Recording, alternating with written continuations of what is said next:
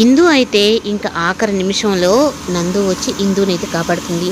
రేఖ అయితే నువ్వు సిగ్నేచర్ కానీ చేశావు అంటే ఈ ఆస్తి మొత్తానికి నేనే వారసులను అవుతాను, అది కూడా ఆ కంపెనీకి కూడా సీఈఓగా అలాగే చైర్మన్గా రెండు నేనే అవుతాను అన్నట్టుగా తనైతే ఇంక మభ్య పెడుతుంది. ఇంకా ఇందు కూడా చేసే పని లేక తలే ఇంకా రేఖ చెప్పిన వాటికి అలాగే తల ఊపి సరేను అని చెప్పి అంటుంది. ఇంకా సంతకం పెట్టే సమయానికి ఇంకా రాజు చేసిన పని అయితే ఇంకా షాక్ అని చెప్పాలి, అది కూడా రేఖకి.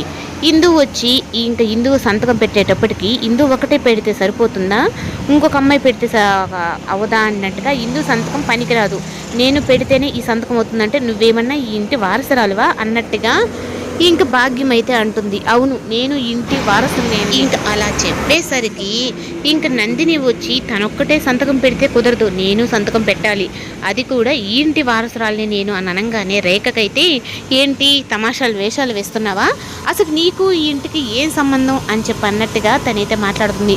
అవును, ఇందు అక్కకి ఎంత సంబంధం ఉందో నాకు అంతే సంబంధం ఉంది, తనొక్కటే నీకు సంతకం పెడితే సరిపోదు, ఈ నందిని కూడా సంతకం పెట్టాలి అని చెప్పని ట్విస్ట్ ఇస్తుంది. ఈ లోపల ఇంకా రాజు అయితే రేఖకు ఫోన్ చేసి ఏంటి పిన్ని ఎలా ఉంది మన ట్విస్ట్ బాగుందా, అయినా నువ్వు లేని టైం చూసి నువ్వు ఇందు దగ్గర సైన్ పెట్టించేసుకుంటే నీకు అంత పని అయిపోతుందా, తను నా భార్యని ఎలా కాపాడుకోవాలో నాకు తెలియదా, అయినా నువ్వు నా ముందు వేషాలు వేస్తావా, ఇప్పుడు ఎలా ఉంది పిన్ని అన్నట్టుగా తనైతే అంటాడు. అయినా నీకు ఒక విషయం చెప్పనా, ఇందు ఎక్కడున్నా ఎప్పటికైనా సరే ఇందు నా భార్య అన్న విషయం చెప్పేటప్పటికి ఇంకా ఇందు నా భార్య అని ట్విస్ట్ ఇచ్చేసరికి ఇంకా రేఖ అయితే అసలు ఏం మాట్లాడలేక అలాగే ఉండిపోతుంది. రాజు ఇంకా ఇందు నా భార్య అని అనేసరికి ఇంకా ఇందుకైతే చాలా సంతోషం ఇస్తుంది.